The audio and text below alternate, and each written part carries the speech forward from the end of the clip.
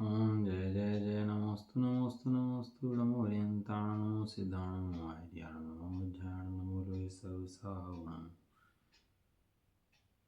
मंगलम भगवान वीरो मंगलम गौतमो गणी मंगलम कुंदकुंदादेव जयं धर्मोस्तु मंगलम सर्वमंगल मांगल्यम सर्वकल्याणकारकं प्रधानं सर्वधर्माणां जयनं जयतु शासनम् नमः समय साराय स्वानुभूत्या चकास्ते चित्स्वभावाय भावाय सर्वभावान्तर वन्दित सर्वसिद्धे धूमशर्मणोऽयं गतिं पत्ते वोच्छामि समय पाहुर्मणमो सुदकेवली भणिदम् शीर्ष में सार्जी ग्रंथ बद अधिकार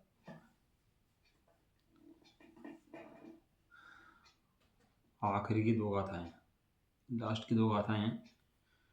इसके बाद कलश है अमरचंद देव के दो, जैसे नाचार्य की एक्स्ट्रा गाथा है इसके ऊपर, और टीका है जैसे नाचार्य की, और ये बंद अधिकार जो है अपना पूर्ण हो जाएगा। बड़ा अधिकार है, बंद अधिकार छोटा नहीं। अब द्रव्य और भाव की निमित्त नैमित्तिकता का उदाहरण देते हैं कि द्रव्य से भाव का बंध कैसे होता है, द्रव्य निमित्त कैसे है, भाव उसको लक्ष्य करके नैमित्तिक कैसे बन जाता है। तो उसका उदाहरण दे रहे हैं कि किस अपेक्षा से निमित्त नैमित्तिक का। आखिरी गाथा है तो बहुत इंपॉर्टेंट गाथा है। आधा कम्मा दिया ओगल दवस जे में दोसा कहते कुवदिनाणी पर दवुणा दुजे नित्यम आधा कम्मम उद्देश्यम चपोगलमयम इमं दवम कहतं ममोदिकयं जमुनिच्छं चेदणं उत्तम हे अधे कर्मादिक जुपुदिगल द्रव्य के ही दोषिये कैसे करे ज्ञानी सदा परिद्रव्य के जो गुण ही हैं उद्देशित्यों ही अधे कर्मी पौद्गलिक यह द्रव्य जो कैसे कि मुझ कृत हो नित्य जीव वर्णा जिसही को। गाथा अधय कर्म, अधय कर्म नहीं नीचा कर्म, मतलब उच्च कर्म नहीं, अधय कर्म आदि जो यह पुद्गल द्रव्य के दोष हैं, अर्थात ज्ञानी अर्थात आत्मा कर्ता नहीं है, उनको ज्ञानी अर्थात आत्मा कैसे करे कि जो सदा पर द्रव्य के गुण हैं। इसलिए अधय कर्म और उद्देशिक ऐसा जो पुद्गल द्रव्य है जो मेरा किया नहीं होता है, वह मेरा किया कैसे हो कि जो सदा अचेतन कहा गया है। त्याग करवा रहे हैं आचार्य रामचंद्र देव ने। तो इन गाथाओं के ऊपर उत्थान भी लिखी है, टीका भी लिखी है, और समझाया भी है उन गाथाओं को, इन गाथाओं का मतलब क्या है।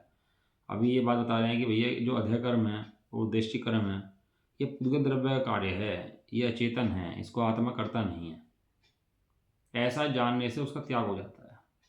जो लक्ष्य पूर्वक जो निमित्त हैं उनका त्याग होता है, तो जो नैमित्तिक भाव है उस संबंधित उसका भी त्याग स्वयं हो जाता है।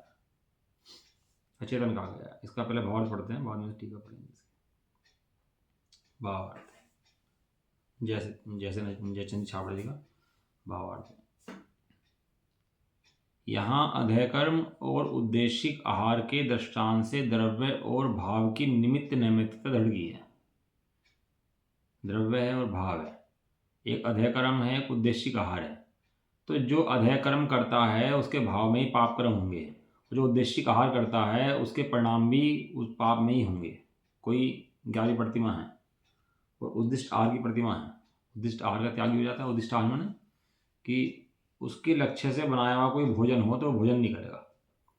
यदि पता लग जाए कि उसके लक्ष्य से बनाया हुआ है तो भोजन नहीं करता वो भोजन छोड़ देगा। कि तो ऐसे मुनि बनने बंद हो जाएंगे, कि मुनि बनने बंद हो जाएंगे, उद्दिष्ट आहार होना बंद हो जाएगा। नियम की प्रतिज्ञा को ढीला छोड़ देने से नियम ढीले पड़ जाते हैं और उनके शिथिलता आ जाता है उसके अंदर, और दृढ़ता रहने से वो शिथिलाचार नहीं आता। और नाम तो पहले तय कर लिए, भोजन कौन कराएगा, और मंदिरों का जब आहार करा रहे हैं तो वो सब उद्दिष्ट आहार की कैटेगरी के अंदर आता है। लेकिन 11वीं प्रतिमा श्रावक जो है उसको उद्दिष्ट का त्याग हो जाता है, उद्दिष्ट का त्याग होता है तो गृह त्यागी भी हो जाता है साथ में वो। ये दोनों साथ चलते हैं, उद्दिष्ट त्यागी भी और गृह त्यागी भी। क्योंकि घर के अंदर रहेगा तो अपने निमित्त से भोजन बनेगा ही बनेगा उसके। 11वीं प्रतिमा है ना उद्दिष्ट त्याग। जब वो घर छोड़ देता है तो वनवास करता है, मंदिरों में वास करता है, तो जो वहाँ वास करता है तो वो जब किसी घर में जाता है तो उसके उद्देश्य से आहार नहीं बनता, वो गृहस्थ अपने लिए आहार बनाता है और उस आहार को उसे कुछ ग्रहण करता है तो उसको बोलता है अनुदिष्ट आहार, और नहीं तो बोलते हैं उद्दिष्ट आहार। अब करे तो उद्देशिक आहार, और बहाना मारे कि नहीं भैया तो व्यवस्थाएं खराब हैं तो चल नहीं सकता, अब जो काल खराब है, दोष दे, तो कहते हैं कि जहाँ निमित्त का त्याग नहीं होता वहाँ नैमित्तिक का भी त्याग नहीं होता। कोई सोचे कि भैया आत्मा तो अलग है और ये उद्दिष्टिक आहार तो हम कर सकते हैं, कोई बात नहीं है, तो कहते हैं भैया आत्मा अलग है, वो बात बराबर है, लेकिन जो अधय कर्म है और उद्देशिक कर्म है और जो संबंधी पाप है उसका तो अभाव नहीं होता। श्वेतांबर मतियों ने दिगंबर से बहुत चर्चा चली इस बारे में। तो कहने लगे जैसे तुम आहार ग्रहण करते हो तो वस्त्र भी ग्रहण कर लो ऐसे ही। जब तुमने आहार ग्रहण करा है तो वस्त्र भी ग्रहण कर लेते हैं इस तरह से। वस्त्र में क्या दिक्कत है, तुम आहार नहीं करते। तो कहने लगे भाई साहब वस्त्र के अंदर तो साक्षात सग्रंथपना है, अकंचनपना नहीं है उसके अंदर। वो तो साक्षात पाप का कारण है यदि मुनिपने पर वस्त्र के अंदर माने तो। लेकिन आहार एक ऐसी चीज है जिसके बिना जीवन की क्रिया नहीं चल सकती, लेकिन वस्त्र के बिना चल सकती है। जगती के अंदर तो जीव वस्त्र के बिना रहते तो हैं, लेकिन आहार के बिना कोई रह नहीं पाता। तो उस अपने संयम के लिए 4 चीजें हैं केवल, पीछी 3 चीजें, पीछी, कमंडल और शास्त्र, केवल 3 चीज रख सकता है। इसके अलावा कुछ और चीज रखे, तिलतुष मात्र परिग्रह हो तो श्रवण जाए निगोद में। इसके अलावा तिलतुष मात्र परिग्रह के साथ हो तो निगोद हो जाएगा। ये उद्देशिक आहार का त्याग कंपलसरी है, और ये सबसे मेन प्रतिमाएं मुनियों की नहीं है, ये 11वें स्थान में 11वीं प्रतिमा में आ जाती है। ये मुनियों की नहीं है, ये छिल्ला केल्ला जो होते हैं इनको भी होती है, जो माता जी बनती हैं उनको भी त्याग होता है इसका, उद्दिष्ट आहार का। श्रावक का भी कुछ है क्या कि हाँ, सम्यक दर्शन के अंदर श्रावक का उद्दिष्ट है। क्या उद्दिष्ट है कि देव शास्त्र गुरु के अंदर कुदेव कुगुरु कुशास्त्र को जासी ढोक दे, नमस्कार कर दे तो उसका मित सम्यक दर्शन चला जाएगा। वहाँ युद्ध कर दे, लड़ ले, सारे काम कर दे तो सम्यक दर्शन को बाधा नहीं आती, सम्यक दर्शन टिका रहेगा। आपस में भाइयों में कुछ बात हो जाए, माँ से हो जाए, बाप से हो जाए, बच्चों से हो जाए, कोई भी बात हो जाए जगत के अंदर, उससे सम्यक दर्शन बिगाड़ खाता नहीं होता। लेकिन अगर कुगुरु कुदेव कुशास्त्र को पूज ले, मूढ़ता ले आए, कोई लौकिक मूढ़ता में लग जाए तो उसका मिथ्या तुरंत पुष्ट हो जाएगा। चाकू रखे अपने पास, माला पहने, नजर उतारे और भैम करे, बिल्ली रास्ता काट जाए, ऐसे ऐसे भैम करे तो उससे उसका सम्यक दर्शन टिक ही नहीं सकता। मरीन की बात छोड़ दो, वो टिक नहीं सकता सम्यक दर्शन। तो जैसे उसका उद्दिष्टिक आहार, ऐसे ही जो निमित्त का त्याग नहीं करता उसके निमित्त का भी त्याग नहीं होता। यानी निमित्त में तो पड़ा हुआ है ना, इसका मतलब तेरे निमित्त का खराब है, तेरे भाव खराब है इसका मतलब। यहाँ ये बात सिद्ध कर रहे हैं, बंद है इसका। तो तुम निमित्त की अपेक्षा बात कर रहे हैं, निमित्त का त्याग करवा रहे, निमित्त का त्याग नहीं करा रहे, तेरे भाग्य की विशुद्धि करा रहे। हम तो आत्मा है, हमें क्या फर्क पड़ता है? फर्क पड़ता है भाई, कर्मों का बंध सदाकाल चलता रहता है उस संबंधित, तू भले ही मान या मत मान। तो कहते हैं यहाँ अधय कर्म और उद्देशिक आहार जो है उसका यदि द्रव्य से उद्देशिक आहार होगा तो भाव में पाप होगा ही होगा, भाव में मुनिपना रहेगा ही नहीं। गृहस्थ के काम होते हैं ना, आरंभी हिंसा होती है, उद्योगी हिंसा होती है, विरोधी हिंसा होती है। तो जो आरंभी हिंसा है ना उसकी हिंसा होती है, उसके अंदर उठाने में, रखने में, कुछ छीलने में, फटकने में, वो हिंसा आदि उसको होती है। अब वो उस हिंसा का सहारा लेकर के गए कि भैया तो हिंसा तो होती है तो करो हिंसा, कोई दिक्कत नहीं है, अब वो हिंसा आदि करें, तो ऐसी हिंसा को हिंसा नहीं कहा। वहाँ परमार्थ छोड़ करके सावधानी पूर्वक काम करे, उसके बाद कदाचित कोई हिंसा हो जाए और उसके बाद भी उसका प्रायश्चित खेद आदि हों तो वो हिंसा को हिंसा में नहीं गिना। और यदि इतना काम ना हो, सावधानी ना हो, प्रमाद हो और उस हिंसा होने के बाद उसे कोई खेद ना हो अंदर, परिणामों के अंदर प्रायश्चित आदि ना हो, तो वो फिर उसके जो परिणाम है ना, वो फिर उसके पाप में चले जाते हैं। इतना विवेक न्याय तो इस दृष्टांत से समझ लेना चाहिए। आचार्य की एक लाइन है कि अधेय कर्म और उद्देशिक के दृष्टांत से द्रव्य और भाव की निमित्त नैमित्तिकता दृढ़ की है। अब ये सब जगह लगा लेना आपने। जैसे जैसे निमित्त भाव बनते हैं उनको लक्ष्य करता है, तो उनको लक्ष्य करता है तो वहाँ तेरा भाव भी कहीं ना कहीं लक्ष्य के ऊपर है, तेरा भाव कहीं ना कहीं, जिससे वो खराब होता है। बिना भाव के हुए लक्ष्य कैसे बना? अनंत देव के ज्ञान में समस्त ज्ञेय बनते हैं, लक्ष्य तो कोई नहीं करते, विशेष कोई लक्ष्य करते हो।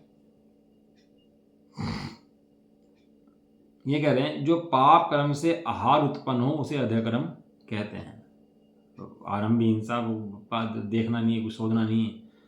जैसे छलने में हाथ चलेंगे ना, तो अपने जैनियों के हाथ तो अलग ही चलते हैं, जो जिसे विवेक होगा। और जैसे विवेक नहीं होता ना, व्यवहाराभासी हो, विवेक ना हो, तो उसे चलते हुए हाथ देखो कैसे चलते हैं उसके हाथ, खाने पीने की क्रियाओं में, पानी छानने की क्रियाओं में, सब चीज़ों में कैसे कैसे कार्य कर उसके चलते हैं। उसके अंदर में विवेक है ही नहीं। वो दिखावे की क्रिया तो कर लेता है कि हाँ भैया कर लो, छान लो, शोध लो, लेकिन विवेक नहीं है। जीवों की प्रति उनकी दृष्टि नहीं है वास्तव में। और जब तक जीव के प्रति दृष्टि ना हो और ये जीव भगवान हैं ऐसी दृष्टि ना हो, तब तक उनके प्रति करुणा भाव उत्पन्न हो ही नहीं सकता वास्तव में। जीव है भैया, रक्षा करनी ठीक है, करनी है, करनी कर लेंगे, लेकिन अंदर से उनके प्रति करुणा उपजे इंद्रिय आदि जीवों के प्रति भी, और वहाँ पर भी एकदम न्याय विवेक से काम हो, परमात्मा त्याग करके काम हो, जीवों की रक्षा के लिए त्याग हो, तो उसको कहते हैं यहाँ अधेय कर्म नहीं है। यदि इतना ना हो तो कहते हैं अधेय कर्म। जो पाप कर्म से आहार उत्पन्न हो उसे अधेय कर्म कहते हैं, तथा जिस निमित्त से वो भोजन बना है उस आहार को भी अधेय कर्म कहते हैं। वो आहार भी, अब कोई रात का बना हुआ खाना सुबह खाए, दिन में खाए, तो बताओ भोजन खाने योग्य है कि नहीं है? वो रात का बना हुआ भोजन है, दिन में खा ले, अधेय कर्म। अभी क्या है, आप लोग रात में निपटा लेते हैं सारे काम, दिन निकलता नहीं है, रसोई बर्तन के काम, रसोई काम, मंदिरों के काम, पानी छानने के काम, ये सब रात में निपटा मारते हैं सारे दिन निकलने से पहले। ये सब अधेय कर्म की कैटेगरी में चले जाते हैं। इस आहार को भी अधेय कर्म कहते हैं। पहले तो दिन छिपने के बाद, दिन निकलने से पहले तो लाइट की व्यवस्था नहीं थी ना, तो कोई इस तरह काम होते ही नहीं थे रसोई के उठाने के, बस केवल सामायिक स्वाध्याय, चर्चा और यही काम चलते, तो और आहार के काम होते ही नहीं थे, चिंतन नहीं होता था उन चीज़ों का।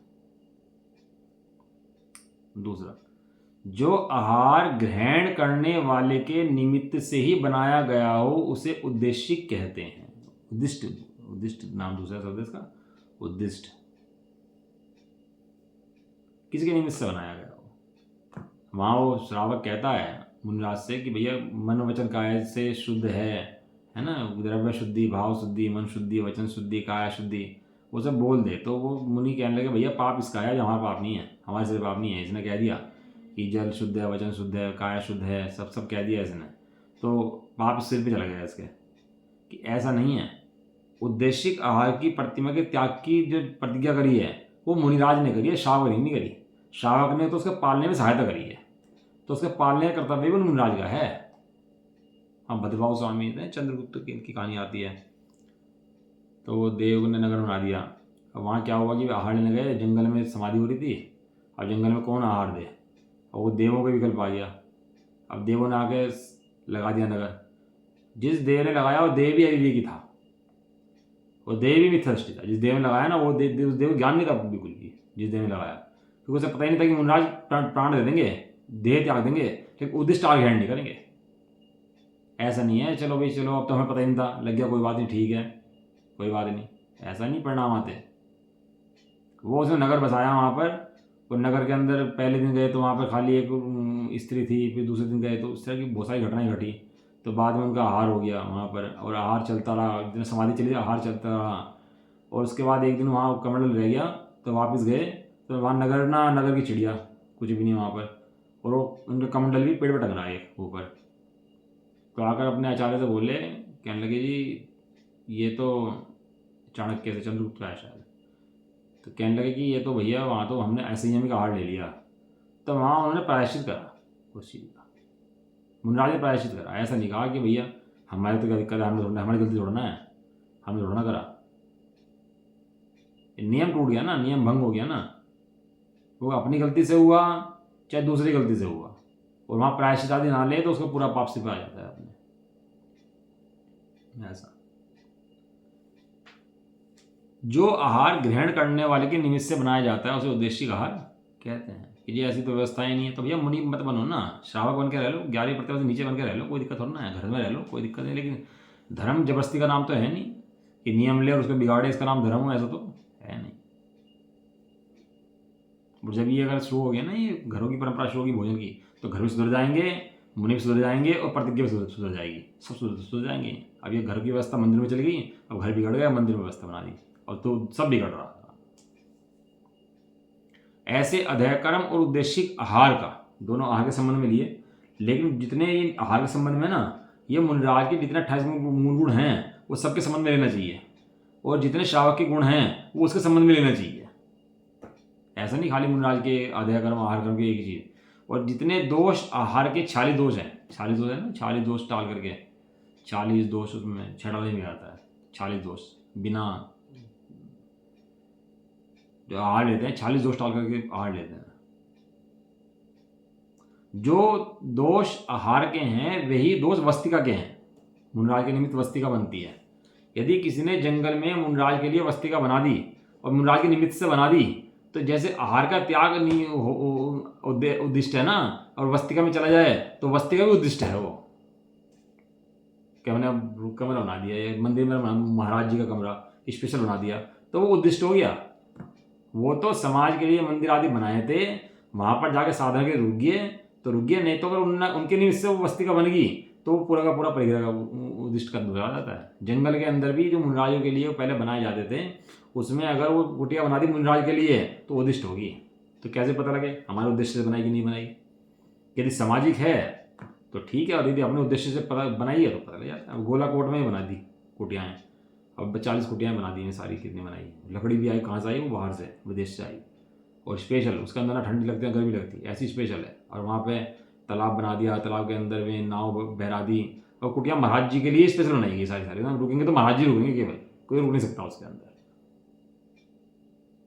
तो सब उद्दिष्ट वस्तिका है।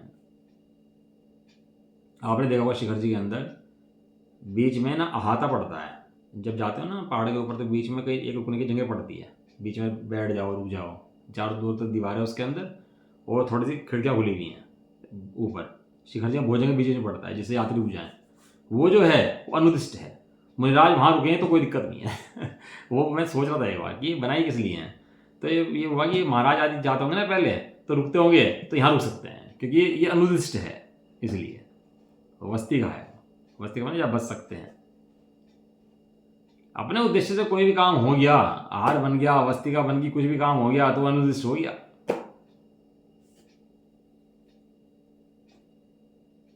इसलिए ऐसे अध्यय कर्म और उद्देशिक आहार का जिसने प्रत्याख्यान नहीं किया है, जिसने अध्यय कर्म और उद्देशिक को नहीं छोड़ा है, जिसने अभक्ष का भक्षण नहीं छोड़ा है, उसने उसके निमित्त से होने वाले भाव का प्रत्याख्यान भी नहीं किया है। कौन कह रहे हैं बात? मतलब आचार्य कुंदकुंद देव कब कह रहे? 2000 साल पहले, जिस समय में मुनिराजों की चर्या अच्छी होती थी और मूलगुण अच्छे से पलते थे, उस समय ये बात लिखनी पड़ी। और अष्टपावड़ ग्रंथ पढ़ लो तो धरती निकल जाए नीचे से लोगों के। अष्टपावड़ तो ग्रंथि बंद कर रख दिया, जो कि पंच परमागम के अंदर अष्टपावड़ का नाम भी है, लेकिन अष्टपावड़ को बंद इसलिए कर रख दिया कि प्रमाद का पोषण हो जाता है ना, तो प्रमाद पुष्ट करना है, और लोग पढ़ गए तो विरोध में आ जाएंगे प्रमाद के, और प्रमाद का विरोधी हो गया तो बस काम खराब हो जाएगा।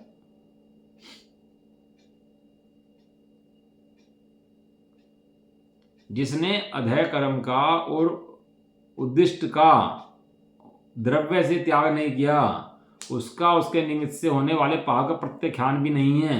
और जिसने तत्व ज्ञान पूर्वक उस आहार का प्रत्याख्यान किया है, कैसे किया है? तत्व ज्ञान पूर्वक। तत्व ज्ञान माने कि जड़ चेतन की सब परिणति प्रभु अपने अपने में होती है, जड़ अलग है चेतन अलग है, ऐसा तत्व ज्ञान पूर्वक स्वच्छंद नहीं हो गया वो तत्व ज्ञान करने के बाद कि कुछ भी खाओ कैसे भी रहो, मन है अपना भैया, हम तो आत्मा है, कुछ भी करते रहो, ऐसा नहीं। उसने परिणामों का प्रत्याख्यान किया है, और जब परिणाम खराब होते हैं उसने उसका ही प्रत्याख्यान किया है। कैसे किया है? तत्व ज्ञान पूर्वक। तत्व ज्ञान पूर्वक उस आहार का प्रत्याख्यान किया है और उसके निमित्त से होने वाले भाव का प्रत्याख्यान किया है। इस प्रकार समस्त द्रव्य और भाव को निमित्त नैमित्तिकत्व भाव जानना चाहिए। निमित्त तो पढ़े रहे, कोई बात, हाँ बराबर बात है। मुनराजों को उपसर्ग हो निमित्त हो उनका कुछ नहीं बिगाड़ दे, ये बात बराबर है, क्योंकि उनके लक्ष्य में वो नहीं आता वो शुद्धात्म में लग जाते हैं इतने, और नए मतलब लक्ष्य में लेते नहीं है उसको। वहाँ तो निमित्त प्रयोग नहीं करता, लेकिन यहाँ जो तो गिरते हुए के में सहारा लेता है ना कि निमित्त है निमित्त है निमित्त है, तो ये नहीं चलेगा यहाँ पर बिल्कुल भी। तो उठते हैं मैं क्या यह निमित्त है, कोई बात नहीं, मैं बात बन जाएगी तेरी। गिरते में गए तो, गिरते में बहाना मारे तो, थोड़ा में लिखा ना कि अपना दोष हो, और दोष कर्माधिक को लगाए कि कर्म की गलती है भैया, कर्म ने कर दिया, या स्वच्छंद हो कि भैया मैं तो आत्मा हूँ, मैं तो करता ही नहीं हूँ। तो ऐसी अनीति जिन शासन में संभव नहीं है।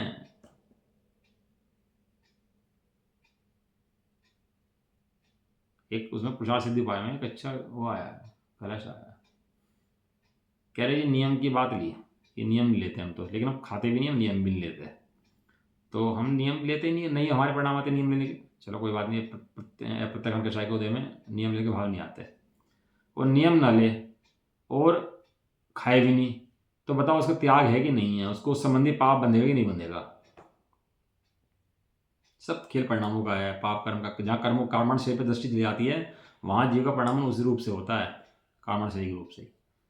तो उसमें लिखा कि जैसे सोया बिलाव है, सोया बिलाव हिंसक है कि नहीं है सोता हुआ आतंकवादी हिंसक है कि नहीं है। तो उसमें लिखा जैसे सोया हुआ बिलाव हिंसक है, ऐसे ही ये बिना नियम लिया हुआ व्यक्ति भी बराबर अप्रत्याख्यान का पाप बनता रहता है। तो हमने तो बताया नहीं भैया नियम में, बताया कि आत्मा देखो अपने आप को, कि भैया जो आत्मा देखता है उसको सहज नियम भी पलते हैं और सहज उनका कार्य भी ऐसे ही होता है। नहीं तो नियम न ले तो ना द्रव्य से त्याग कर पाता ना भाव से त्याग कर पाता। दूसरी बात उसने एक अच्छी ली, कहने लगे कि यदि मैं त्याग ना करूं और मैं खाता भी नहीं तो दिक्कत क्या है, दोष क्या है। तो उन्होंने लिखा उसके अंदर कि प्रसंग पड़ने पर परिणाम बिगड़ जाते हैं। क्या लिखा उसके अंदर, क्या लिखा, हाँ उन्होंने लिखा प्रसंग पड़ने पर परिणाम बिगड़ जाते हैं। नियम तो लिया नहीं है, और भैया नियम तो है नहीं, भैया शादी में तो खाते हैं, लेकिन अब रात को आ गए, दिन में आ गए, कुछ जो चादरें चिपट गई जबरदस्ती करने लगे तो इसलिए कोई क्या आता है ना, अब कोई खा लो तो कहते हैं नियम है भैया हम खाएंगे नहीं, तो दूसरा भी चुप हो जाता है बिल्कुल, भैया नियम है इनका। और आप एक बार कह दो कि नियम तो है नहीं और खाते भी नहीं, फिर देखो क्या जबरदस्ती करेगा तुम्हारे साथ, चिपट जाएगा जान को।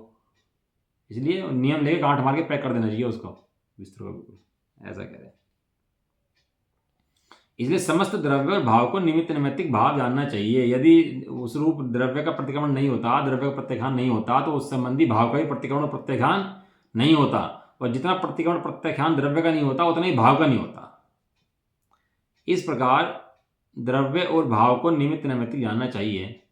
जो पर द्रव्य को ग्रहण करता है उसे रागादि भाव भी होते हैं। पर द्रव्य का ग्रहण बिना रागादि भाव के नहीं होता। कोई कहे मैं परिग्रह को बहुत ग्रहण कर लूं और बिना राग के कर लूं, ऐसा होता नहीं है। सामान्य विषय से बात है, हालांकि चक्रवर्ती आदि ग्रहण करते हैं तो उनको राग आदि कम होते हैं, उसके अंदर पड़ता है, लेकिन बिना राग के तो वो काम भी नहीं होता। लेकिन उसको इतनी हेद जानते हैं उस परिग्रह आदि को कि उन्हें छोड़ने में, उसमें लिखा ना ऐसे साधुन अडारी, क्या एक लाइन सुबह सुबह आया, हाँ, साधन अडारी ऐसे जैसे नाक छिनकी। साधुओं ने, जो साधु बनना था चक्रवर्ती आदि को, जो साधु बनने थे राजा आदि को, उन्होंने ऐसे छोड़ दिया जैसे नाक छिनक दी हो। इतना अंदर में हे दृष्टि उसके प्रति होने पर भी। और तेरा राग तो पूरा पुष्ट है, उनमें कहता मैं छोड़ता हूँ, मैं त्याग दिया है, और वो लगा रहेगा किन किन करके उसके अंदर ही बहाने मारना शुरू कर देता है बस अपने दृष्टि के अंदर। जो परद्रव्य को ग्रहण करता है उसे रागादि भाव भी होते हैं, वह उनका कर्ता भी होता है और इसलिए कर्म का बंध भी करता है। सारी विधि दे दी इसके अंदर परद्रव्य से संबंधी, क्यों नैमित्तिक है ना, निमित्त है ना, तो नैमित्तिक तेरा भाव नैमित्तिक ना होता तो निमित्त भी कैसे उठता। सारी दे दी, समय सारी के अंदर ही दे रहे, कहीं और नहीं दे रहे। कोई सोचे दृष्टि का विषय है तो दृष्टि का विषय ही है, लेकिन तो दृष्टि खराब ना हो जाए इसलिए भी दे रहे हैं इसका दृष्टांत। जब आत्मा ज्ञानी होता है तब उसे कुछ ग्रहण करने का राग ही नहीं होता। अब वो ब्रह्मचारी हो, रंगीन कपड़े पहने, तो फिर तो ब्रह्मचारी मानोगे क्या तुम? और अंदर में मन में पड़ा रहा है उसके, यार बढ़िया है तो रंगीन कपड़े अच्छे हैं पहनने चाहिए, तो उसका भले ही बाहर में त्याग दिखता हो लेकिन वास्तव में त्याग उसको हुआ ही नहीं है। वहाँ लिखा टोटम जी ने, गुण दोष की परीक्षा करे, नियम लेने से पहले गुण दोष की परीक्षा करे, उसमें क्या लाभ हैं क्या हानि है उनकी परीक्षा करे, बराबर परीक्षा करके अपने परिणाम देखे और परिणाम देखने के बाद स्थिरता के लिए उस नियम को धारण करे। ऐसा बराबर पूरी विधि दी उसके अंदर नियम की, टोटम जी ने पूरी नियम की विधि दी है। वह करता होता है, कर्म का बंध करता है, लेकिन जब आत्मा ज्ञानी हो जाता है तब उसे कुछ ग्रहण करने का राग ही नहीं उत्पन्न होता। क्यों? क्योंकि उसने उस संबंधी राग का भाव कर दिया है। हो गया ना उसको, काले भाई को कैंसर हो गया उसके अंदर, तो पुड़िया खाता था तो बहुत मना करी पुड़िया मत खा, अब उसके वो कैंसर हो गया। अब कैंसर का इलाज चला, बहुत लंबा इलाज चला, सारा मुंह पिचक गया, सारा मुंह डर्रा खराब हो गया उसके मुंह का है। अब वो सब व्यवस्था चली, अब उसे पुड़िया दिखा दो दूर से भी कि पुड़िया खाएगा क्या, अब वो खा लेगा पुड़िया। लेकिन अपने को राग आदि कितने पुष्ट उनमें भानेबाजी चलती रहती है, भानेबाजी चलती रहती है। उसे उसके गुण दोष विचार करके उसमें हे दृष्टि त्याग उसका होता ही नहीं कहीं भी दृष्टि से। और बस हम परिग्रह नहीं करते, हम छोड़ दिए, नंबर दुकान छोड़ दिया, ऐसा कर दिया हमने, तो खाना बनाना सही कर शुरू कर दिया, अंदर में राग वहीं पड़ा रहता है, प्रमाद वहीं पड़ा रहता है। इसलिए कर्म का बंध भी करता है और आत्मा ज्ञानी होता है तो कुछ ग्रहण करने का राग उसको नहीं होता, इसलिए रागादि रूप परिणाम भी नहीं होता और इसलिए उसको आगामी बंध भी नहीं होता। इसलिए प्रकार ज्ञानी परद्रव्य करता नहीं है। यहां सिद्ध करा ज्ञानी परद्रव्य करता क्यों नहीं है, जो शुरू से सिद्ध करे ना बंध अधिकार के अंदर, ज्ञानी करता नहीं है भैया, परद्रव्य का पड़ता नहीं है। और कोई स्वच्छंद हो गया, ऐसा स्वच्छंद प्रकरण करने लगे और अपने का कर्ता मान ले तो कह रहे वो अज्ञानी है और उसको पूरा बंध होता है। इसकी टीका रहेगी, टीका पढ़ लेते ना इसकी। अब वो पहला भावार्थ इसलिए पढ़ा था जिससे टीका आराम समझ में आ जाए। टीका के शब्द जो हैं पुराने शब्द हैं, क्या सब पुराने तो थोड़े भारी हैं, और जैसे छाबड़ा जी ने अभी लिखी है ना थोड़े आसान शब्दों में लिखी है। ये भाषा का भी ऐसा खेल है कि बाद में जितना समय गया उतनी भाषा आसान होगी बाद में, अपना आप ईजी होती चली गई।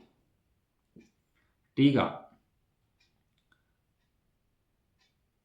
जैसे अधेय कर्म से उत्पन्न और उद्देश्य से उत्पन्न हुए, अधेय कर्म माने अधेय कर्म से आजीविका कार्य हो गया ना, और उद्देश्य माने जो अपने उद्देश्य बना गया, ऐसे निमित्त भूत, निमित्त कर दिया उसको, आहार आदि पुद्गल द्रव्य का प्रत्याख्यान ना करता हुआ आत्मा, जिस आत्मा ने पुद्गल द्रव्य का प्रत्याख्यान नहीं करा, त्याग नहीं करा है, वह मुनि वो आहार और अध्ययन में उद्देश्य का मुनि के अपेक्षा बात चलती है ना, इसलिए मुनि। लेकिन यहाँ जहाँ श्रावक के गुण हैं वहाँ श्रावक लेना चाहिए, और जो मुनि के गुण हैं मुनि के लेना चाहिए, और जो गुण हैं वे गुण लेना चाहिए। यहाँ आहार की बात चल रही है तो बाकी गुणों के बारे में समझ लेना अपना आप समझना चाहिए। ये हुआ आत्म मुनि नैमित्तिक भूत बंध साधक भाव, इसका अंदर शब्द दिया बंध का साधक करने वाला भाव, जिस भाव से बंध की साधना होती हो वो भाव, वो नैमित्तिक भूत भाव का प्रत्याख्यान त्याग नहीं करता है।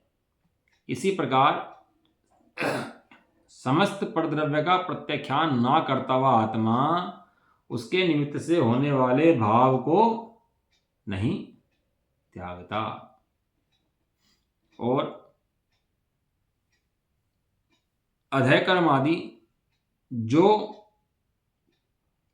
पुद्गल द्रव्य के दोषों को आत्मा वास्तव में नहीं करता, क्योंकि वे परद्रव्य के परिणाम हैं, इसलिए उन्हें आत्मा के कर्तृत्व का अभाव है। इस प्रकार उद्देशिक और अधेय कर्म पुद्गल द्रव्य मेरा कार्य नहीं है, क्योंकि वे नित्य चेतन हैं, इसलिए उनको मेरे कर्तृत्व का अभाव है। गाथा का मूल शब्द आ गया इसके अंदर, जो ये कोमा के अंदर लिया ना, ब्रैकेट के अंदर लिया, ये पूरा गाथा का मूल शब्द आ गया कि अधेय कर्म और उद्देशिक जो है वो आत्मा कार्य नहीं है, वो किसका कार्य है, वो अचेतन का कार्य है, वो जड़ का कार्य है, इसलिए मेरे इसमें कार्यत्व का अभाव है। इस प्रकार तत्व ज्ञान पूर्वक दोनों चीज लगा दी उन्होंने इसके अंदर। पहले में 4 लाइनों में खुलासा कर दिया नैमित्तिक निमित्तिक का भी, और बाद में दे दिया कि आत्मा चेतन है, उसका त्याग आत्मा नहीं कर सकता, और जो वे जड़ कार्य हैं वे जड़ चेतन के हैं। इस प्रकार तत्व ज्ञान पूर्वक निमित्त भूत पुद्गल द्रव्य का प्रत्याख्यान आत्मा मुनि जैसे नैमित्तिक भूत बंध साधक भाव का प्रत्याख्यान करता है, उसी प्रकार समस्त प्रद्रव्य का प्रत्याख्यान करता हुआ, त्याग करता हुआ आत्मा उसके निमित्त से होने वाले भाव का प्रत्याख्यान करता है। इस प्रकार द्रव्य और भाव को निमित्त नैमित्तिक बना है। आत्मा चेतन है, आत्मा का उनसे संबंध नहीं है, लेकिन बाहर में जो संबंध है वो परिणामों से और द्रव्य से का संबंध है। आत्मा वास्तव में शुद्ध बुद्ध है, उससे आत्मा का संबंध नहीं है, क्योंकि वह अचेतन है और आत्मा चेतन कहा गया है। और जो बंध होता है, जो प्रत्याख्यान आदि का, अप्रत्याख्यान आदि का, वो जो बाहर में अध्ययक्रम आदि होते हैं उसके परिणामों में पर्यायों में बंध होता है, द्रव्य से बंध उसको नहीं होता। लेकिन ज्ञानी जीव का द्रव्य का विवेक भी रहता है और पर्याय का विवेक रहता है। गुणस्थान प्रमाण राग होता है, वो बात बराबर है, लेकिन गुणस्थान प्रमाण राग होने से वो जीव को अज्ञानता उत्पन्न कर दे, ऐसा नहीं है। ये सब अज्ञानता के लक्षण हैं कि राग भी करे और अपने को धर्माता माने और उस राग से धर्माता माने, ऐसा नहीं है। अब इस अर्थ का कलशरूप काव्य कहते हैं कि जिसने परद्रव्य के त्यागने का उपदेश है, कलश कह रहे हैं कि जिसे परद्रव्य का त्याग करे, ऐसा उसकी कलश की बात चलेगी। अब जा कल कर लेंगे चर्चा इसकी ना, कलश की और इसकी भावार्थ की टीका की कल और परसों 2 दिन चलेगा। कलश चलो पढ़ लेते हैं, 2 कलश ना 1 कलश पढ़ लेते हैं। परद्रव्य के त्याग का उपदेश देते हैं, सकल संन्यास की भावना करते हैं इसके अंदर। जो क्या है, इत्यालोच्य विवेच्य तत्किल पर द्रव्यं समग्रं बलात् तन्मूलाम्बौभाव सन्ततिमिमामुद्धतु कामः समम् आत्मानं समुपैति निर्वर्वहत् पूर्णैकसंविद्युतम् येनोन्मूलितबन्ध एष भगवान आत्मात्मनि स्फुर्जति। फिर भगवान आत्मा आगे लिखा हुआ इसके अंदर।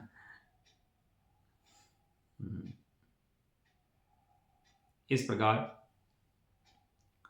परद्रव्य और अपने भाव की निमित्त नैमित्तिकता को विचार करके आचार्य रामचंद्र कलश में लिख रहे हैं, मूल कलश में, कि परद्रव्य का और अपने भाव का संबंध देख करके, दोनों के बीच में कनेक्शन देख करके, विचार करके परद्रव्य मूलक बहुभावों की संतति को एक साथ उखाड़ फेंकने का इच्छुक पुरुष, वचन देव क्षत्रिय थे ना, तो उखाड़ दो पछाड़ दो ये सब ऐसे शब्दों का इस्तेमाल करते हैं। तो परद्रव्य मूलक जो बहुभाव हैं, जिनसे परद्रव्य संबंध जुड़ता है, ऐसे बहुभावों की संतति को उखाड़ फेंकने का इच्छुक पुरुष, उखाड़ फेंके उसको, ऐसा पुरुष उस समस्त परद्रव्य को बलपूर्वक, उद्यम पूर्वक, पराक्रम पूर्वक भिन्न करके, त्याग करके, अतिशयता से बहते हुए धारावाही पूर्ण एक संवेदन से युक्त अपने आत्मा को प्राप्त करता है। आत्मा कैसा है? संवेदन में। और जो आत्मा में बैठता है उसका सकल परद्रव्य का त्याग हो जाता है, और जब आत्मा में नहीं बैठता तो परद्रव्य खींच लेते हैं उसको, लेकिन परद्रव्य का त्याग कैसे करता है? फिर आत्मा में आकर बैठता है तो परद्रव्य त्याग उसके सहज ही हो जाता है। तो कैसा है वो आत्मा? अतिशयता से बहता हुआ, अतिशयता धारावाही शब्द दिया इसके अंदर, धारावाही पूर्ण एक संवेदन युक्त अपने आत्मा को प्राप्त करता है, कि जिसने कर्म बंधन को मूल से उखाड़ फेंका है। कर्म बंध है जीव का अनादिकाल से, और जो कर्म बंध को मूल से उखाड़ फेंका, ऐसा वह भगवान आत्मा अपने आत्मा में ही स्फूर्जित स्फुरमान होता है। आत्मा प्रतिष्ठिति, आत्मा ज्ञान में प्रतिष्ठिति, ऐसा आत्मा अपने ज्ञान में प्रतिष्ठित होता है तो समस्त का त्याग उसके हो जाता है। और ज्ञान में बैठे बिना बाहर के त्याग की बात करता है तो वास्तव में उसका बाहर का त्याग होता ही नहीं है, क्योंकि उस संबंध उसका राग का भाव होता ही नहीं है। उसका राग का भाव आत्मा में बैठने से ही होता है, इसके बिना उसका राग का त्याग कभी हो नहीं सकता है। ऐसा भावार्थ, परद्रव्य और अपने भाव की निमित्त नैमित्तिकता जानकर समस्त परद्रव्यों को भिन्न करने में त्यागने में आते हैं, तब समस्त रागादि भावों की संतति कट जाती है और तब आत्मा अपना ही अनुभव करता हुआ कर्म बंध को काटकर अपने में ही प्रकाशित होता है। इसलिए जो अपना हित चाहते हों वे ऐसा ही करें। पूरी विधि दी हुई है इसके अंदर, है ना, कि अपने को आत्मा देखे, कर्म काटे। तो कर्म कैसे कटें कि अनुभव से कर्म कट जाते हैं, और जब अनुभव होता है तो प्रतिकरण प्रत्याख्यान भी हो जाता है। लिखा जो अपना हित चाहते हैं वो ऐसा ही करें, वे परद्रव्य का त्याग ही भी करें, और जिससे रागादि भावों की संतति हट जाती है उसका त्याग भी समय हो जाता है। लिखा टोडामल जी ने, यदि अपना हित चाहते हो तो कषाय ना करें, ये दुख से बचना चाहते हो तो कषाय ना करें। और यहाँ लिखा जो अपना हित चाहते हो तो वे ऐसा ही करें, जो चाहो अपनो कल्याण। यदि अपना हित चाहते हो तो जो विधि इसमें दी है उस विधि से ही मोक्ष मार्ग का पालन करना चाहिए। ऐसा वहम मन में नहीं पालना चाहिए कि हम तो आत्मा में, भैया मैं बंध नहीं होता। लेकिन यदि उसमें डील करें कि यदि बाहर में त्याग प्रत्याख्यान नहीं करता तो उस संबंधी द्रव्य कर्म का भी अभाव नहीं होता, ना उसका प्रत्याख्यान ही होता है। एक कलश है, उसको कल पढ़ लेंगे, है ना। कलश है कि अब बंध अधिकार पूर्ण करते हुए उसके अंतिम मंगल के रूप में ज्ञान की महिमा के अर्थ का कलश रूप काव्य कहते हैं। जब शुरू करते हैं अधिकार तो ज्ञान की महिमा करते हैं, और जब अंत करते हैं तो ज्ञान की महिमा करते हैं। तो ज्ञान की महिमा करते हैं। क्या है, खाने के, है ना, खाने से पहले मीठा खाओ और खाने के बाद फिर मीठा खाओ। तो खाने के पहले मीठा खाने से क्या होता है, वो अग्नि भड़क जाती है उसके अंदर। किसी आग पे मीठा गिरो ना तो अग्नि भड़कती है उसके अंदर। तो खाने से पहले मीठा खाने से अग्नि भड़कती है, और खाने के बाद फिर मीठा खाओ तो उसको पचने में सहायक होता है। ऐसे अधिकार शुरू करने से पहले ज्ञान की महिमा करते हैं, और अधिकार खत्म होने के बाद ही ज्ञान की महिमा करते हैं। दोनों टाइम ज्ञान की महिमा करते हैं। तो करेंगे चर्चा इसकी, है ना। निज निधि निज में